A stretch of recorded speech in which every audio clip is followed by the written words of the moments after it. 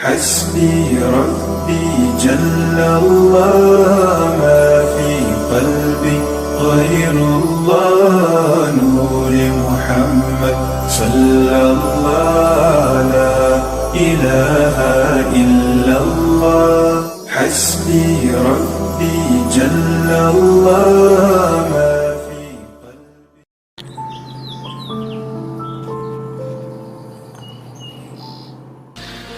Kita masuk ke bab mujahadatun nafs. Apa arti mujahadah? Mujahadah dari kata jahada, yujahidu, mujahadatan, fa'ala, yufa'ilu, mufa'ala. Artinya apa? Bazlul juhud fi mukhalafatin nafs. Mengerahkan tenaga semaksimal mungkin untuk melawan kehendak-kehendak buruk dari dalam jiwa. Jam segini enaknya tidur atau ngaji menurut badan nih, tapi batin bapak maunya ngaji.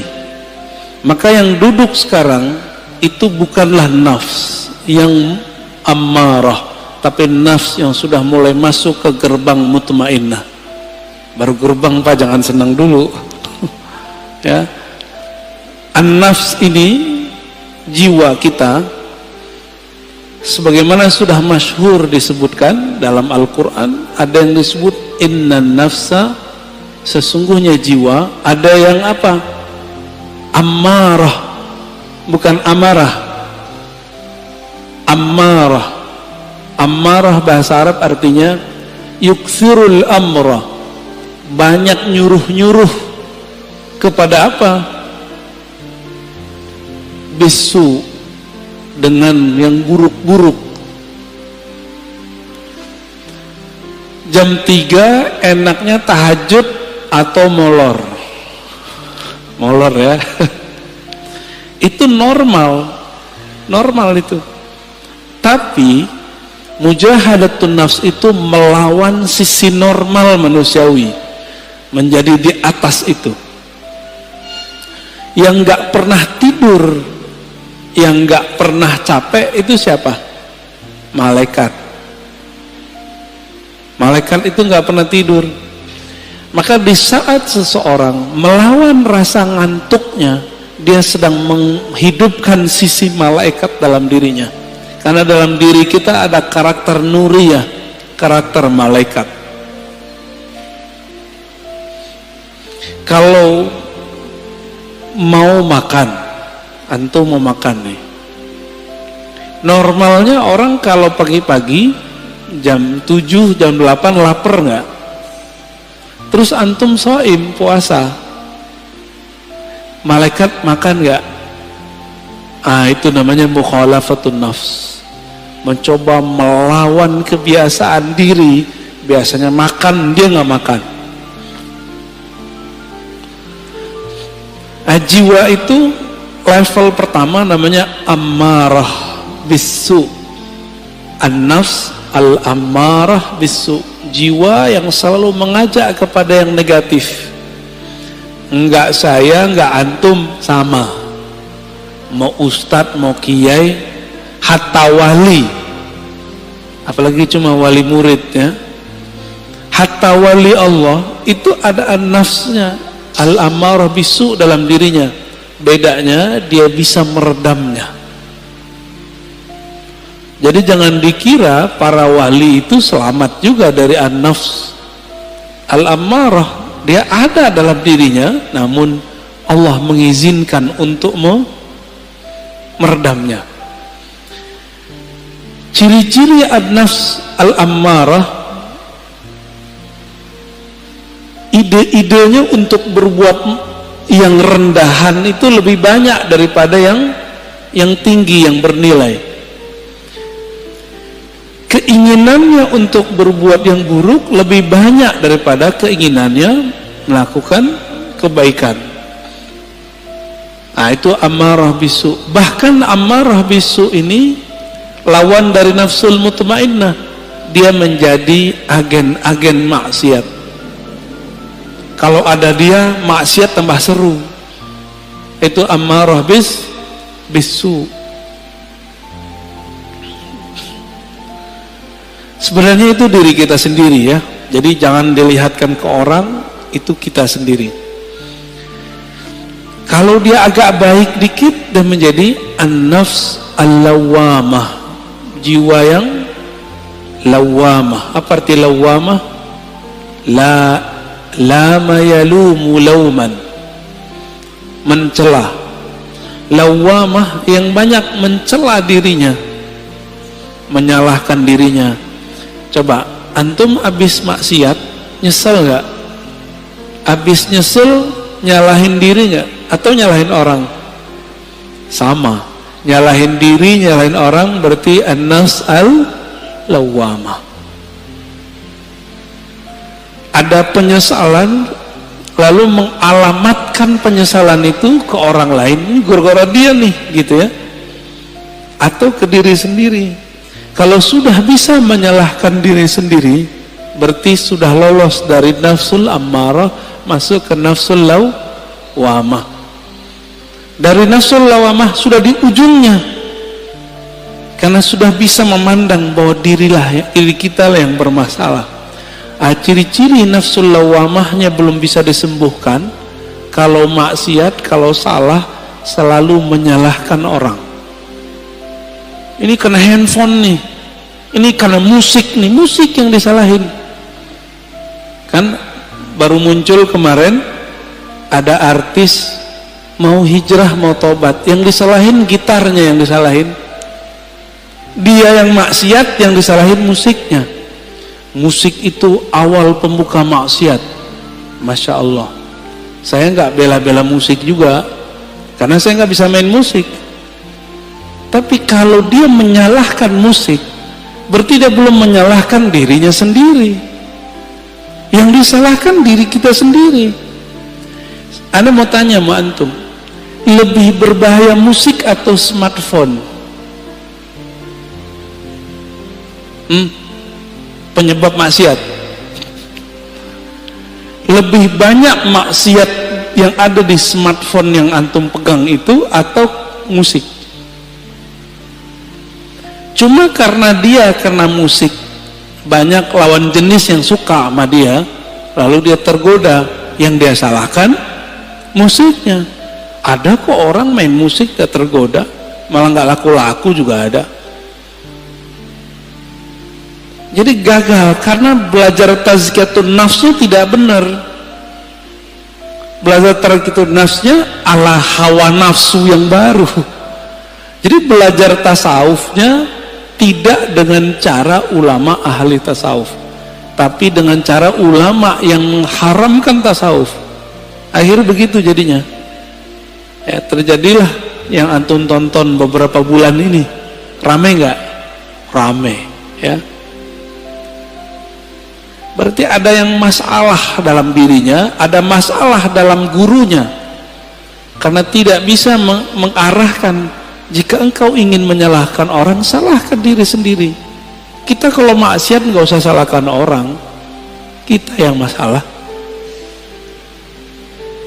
Baik. Nafs berikut apa? Udah lawwamah, naik ke mulhamah, fa'alhamaha fujuraha wa taqwaha.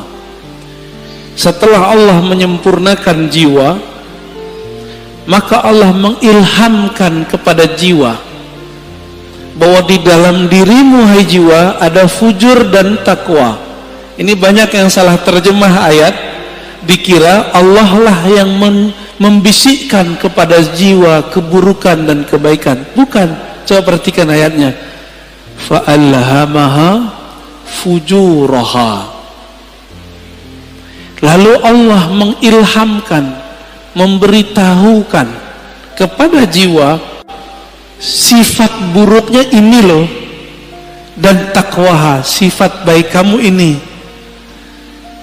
Bukan terjemahannya Allah lalu membisikkan supaya dia berbuat baik atau berbuat buruk, nah begitu ya.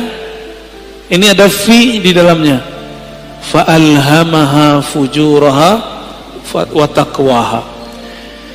Ada satu riwayat yang masyhur di kitab-kitab, cuma sayang setelah diteliti Imam Suyuti, Imam Ibnu Jauzi, riwayatnya dhaif. Tapi maknanya sahih, sesuai dengan ayat-ayat ini. Bahwa dahulu kala awal Allah menciptakan nafs jiwa. Ini riwayat didhaifkan. Emang dhaif, setelah saya teliti dhaif. Tapi riwayat ini saya masukkan ke Israiliyat. Kalau masuk ke Israiliyat kita boleh cerita. Ya. Tatkala Allah menciptakan nafs, lamma khalaqallahu nafs. Ketika Allah menciptakan jiwa, maka Allah bertanya, man ana wa man anta. Aku siapa, kamu siapa? Apa kata jiwa? Anta, ana. Apa kata jiwa? Ente, ane. Jadi yang suka ngomong gua, saya, itu sifatnya nafs. Jujur, suka nggak ngomong saya, menurut gua? Seneng nggak? Seneng ya? Kok dia nggak menghargai saya? Gitu. Pernah ngalamin gitu nggak? Ya. Kok dia nggak menghargain aku? Nah, ada perasaan begitu dalam berinteraksi? Berarti nafsnya lagi on, Pak. Lagi on itu. Ditanya lagi, man anta wa man ana. Siapa kamu, siapa aku? Sama jawabannya, aku, engkau. Makanya sifat egois itu sifatnya nafs, bawaan nafs. Jadi nafs ini itu dulu pernah Allah Subhanahu wa taala celupkan kepada bi'ruz zulumat, ke dalam kegelapan syahwat. Masing-masing kita punya, Pak. Walaupun soleh-soleh nih kayaknya, berjenggot, berkopiah, bergamis, bersarung, nafsu kita sama-sama jeleknya. Mau saya, mau antum sama. Ya, jadi nggak usah putus asa ya, biasa aja. Siapa tahu antum lebih mulia dari aneh, gitu. Dalam nafs. Tapi kalau udah merasa mulia, berarti nafsnya udah rusak. Nafsu udah rusak. Baik. Lalu Allah buatlah nafs itu lapar. Dibuat lapar itu nafs. Sekian ribu tahun dia lapar. Lalu Allah bertanya lagi, Ayatuhan nafs, man ana wa man anta. Saya siapa, engkau siapa, kata Allah. Barulah nafs itu merasa butuh. Apa kata nafs? Ya Rabb, anta Rabbi, engkau adalah Rabbku, Tuhanku, sedangkan aku adalah hambamu. Inilah asal muasal daripada tazkiyatun nafs, mujahadatun nafs. Jadi nafs ini hanya bisa dikekang dengan satu hal, lapar. Gak bisa lebih, gak bisa kurang, gak bisa lebih dari itu, gak bisa kurang juga dari itu. Dibikin lapar dia.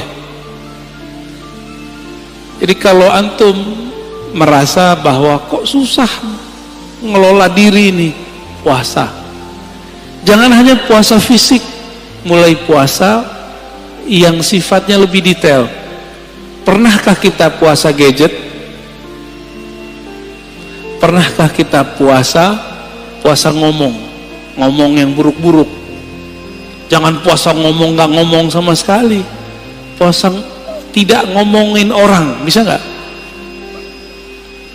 Pernahkah kita puasa tidak memikirkan dunia? Syekh Abdullah Faiz Ad-Dagestani An-Naqsyabandi itu kalau beliau terpikir dunia, beliau tobat mandi wajib, mandi tobat. Ada orang begitu, Pak. Kalau kita baru bangun tidur ingat dunia nggak? Nyari handphone. Bener. Antum bangun tidur nggak nyebut nama Allah, Allah cemburu. Untung masih dikasih nyawa bangun subuh. Alhamdulillahirabbil alamin. Baik.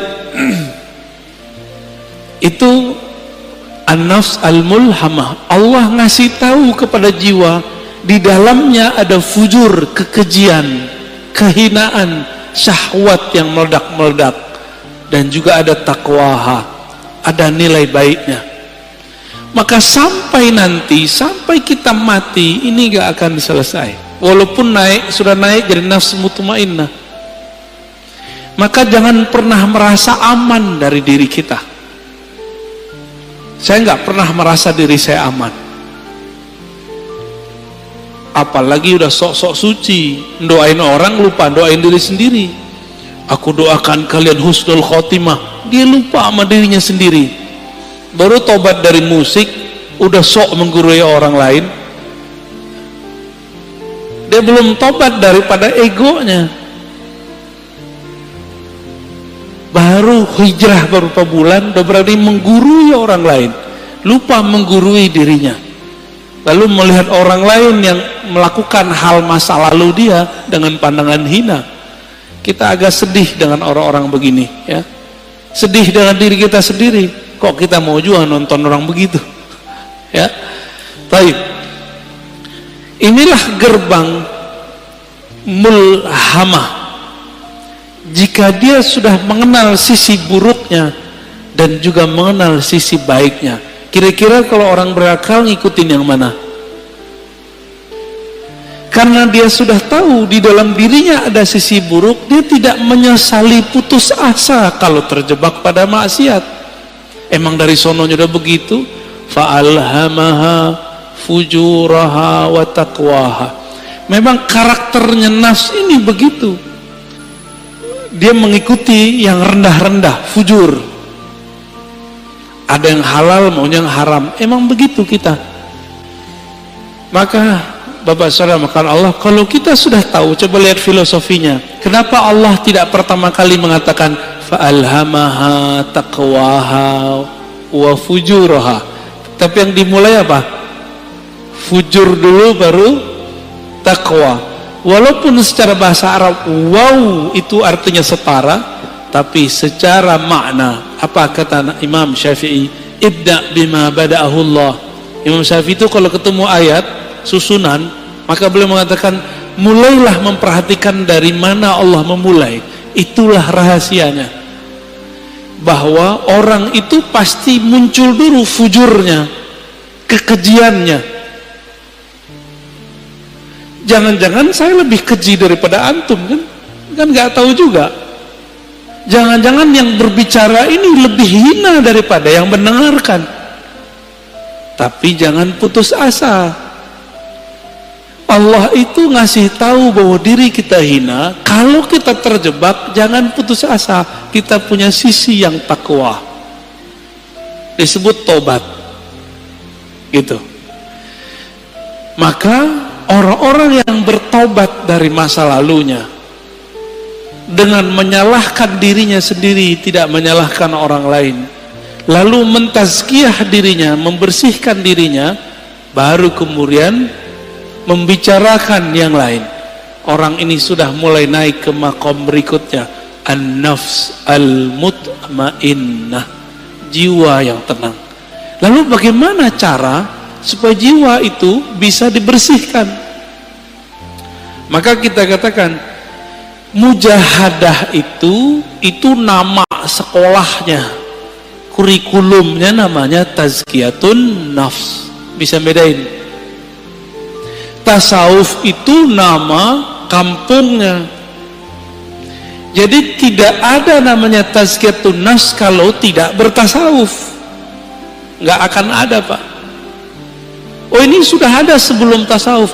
Iya, tapi itu spiritnya tasawuf. Tazkiyatun nafs itulah yang disebut dengan taubah. Tazkiyatun nafs itu disebut dengan taubat. Dimulai dengan tazkiyah nafs itu dengan cara puasa, taubat, ya, tobat dari dosa.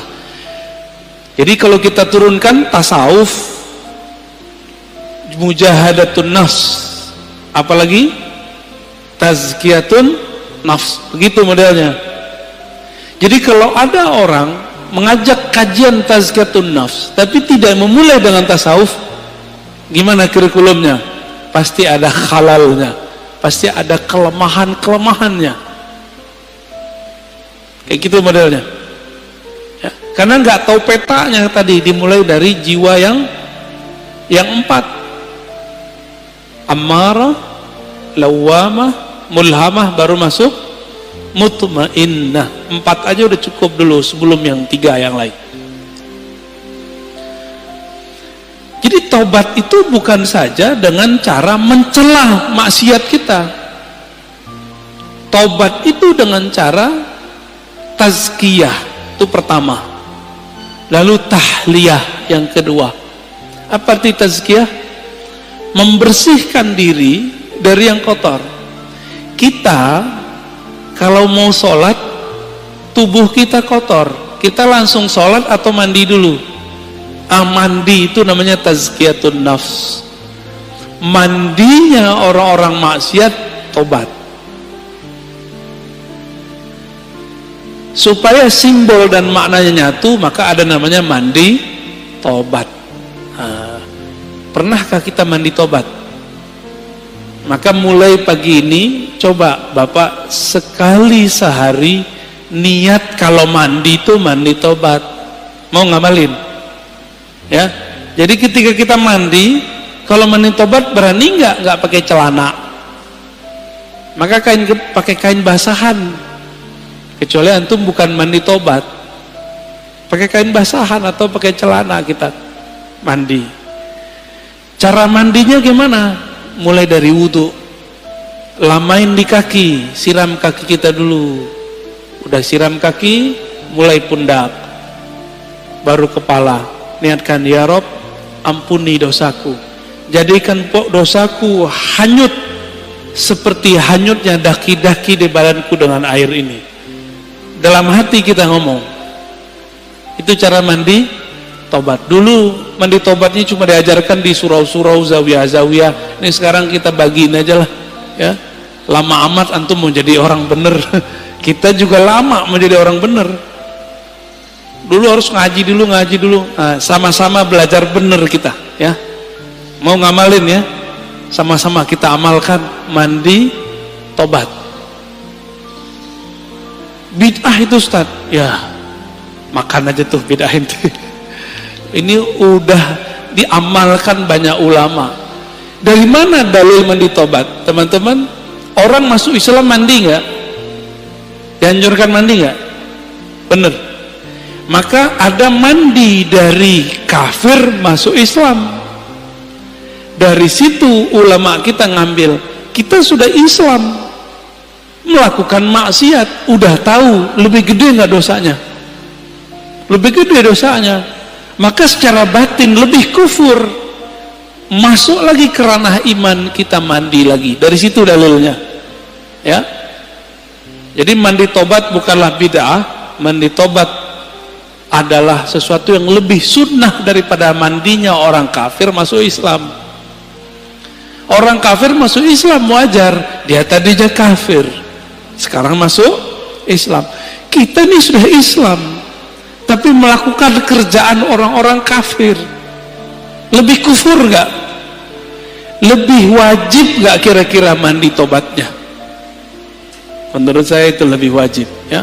Coba mandi tobat. Ini amalan para wali Allah. Para wali Allah itu teman-teman, sahabat-sahabat karena Allah, amalan intinya itu tobat. Tobat itu adalah praktek tazkiyatun nafs. Ini ada orang ngaji tazkiyatun nafs tapi nyalahin ini, nyalahin itu nggak benar tazkiyatun nafsnya. Kalau mau jadi diri kita benar, orang lain benar, mulai dari tobat. Tobat itu isinya apa? Muhasabatun nafs wa nadmuha. Menghitung-hitung kesalahan diri lalu menyesalinya. Maka Nabi berkata, an-nadamu taubah. Hadis sahih. Yang disebut taubat itu kamu menyesali. Bagaimana mungkin menyesalinya kalau tidak pernah menghitung kesalahan diri sendiri? Pernah nggak ngitung kesalahan kita? Yang ada kita ngitung kesalahan orang, kesalahan gitar, kesalahan musik lagi yang disalahin, orang teman lagi yang disalahin. Itu di luar nggak ada. Minum khamar itu tua, kalau nggak diminum nggak masalah kan? Masalahnya antum minum itu aja. Baik. Tasawuf dalamnya apa? Mujahadatun nafs. Dalamnya lagi apa? Tazkiyatun nafs. Inti tazkiyatun nafs apa? Taubat. Ciri-ciri orang tobat, dia suka mencari kesalahan dirinya sendiri, bukan kesalahan orang lain, apalagi kesalahan kelompok lain. Paham?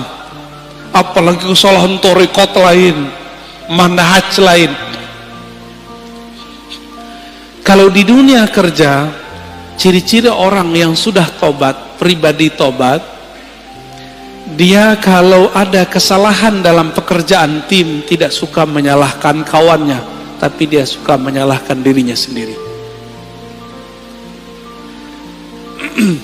Makanya kemudian prinsip-prinsip agama ini sudah menjadi sistem dalam perusahaan-perusahaan. Ada namanya report, benar. Report, laporan harian, laporan mingguan, laporan bulanan, laporan tahunan, benar. Itu namanya muhasabah. Jika orang-orang sekarang bekerja untuk dunia pakai prinsip tobat, kenapa untuk akhirat tidak menggunakan prinsip tobat? Jika ada perusahaan tidak menggunakan sistem report, kira-kira dia punya kemajuan nggak masa depan? Nggak ketahuan dia maju. Dia ngerasa maju tapi nggak maju-maju. Samalah kira-kira begitu. Jika seorang jiwa, suatu kelompok sibuknya dengan kesalahan orang, tidak sibuk dengan kesalahan diri sendiri, spiritualnya gak naik-naik. Ya, jumlah orangnya bisa tambah banyak, tapi jiwa mereka tidak berkualitas. Di dalam Al-Quran, Allah berfirman, wajahidu fillahi haqqa jihadih, dan berjihadlah, bermujahadalah, ya. Mujahidu artinya bermujahadahlah fillah. Jadi ada dua, jihad itu fi sabilillah, sedangkan mujahadah fillah. Bisa bedain? Jihad di jalan Allah, kita sedang memperjuangkan agama Allah, itu jihad fi sabilillah. Tapi kalau kita sedang melawan diri sendiri, itu namanya jihad fillah. Jihad mengalahkan diri, memenangkan Allah, itu namanya surat, ya, surat Al-Hajj ayat 78. Ini dalilnya kita.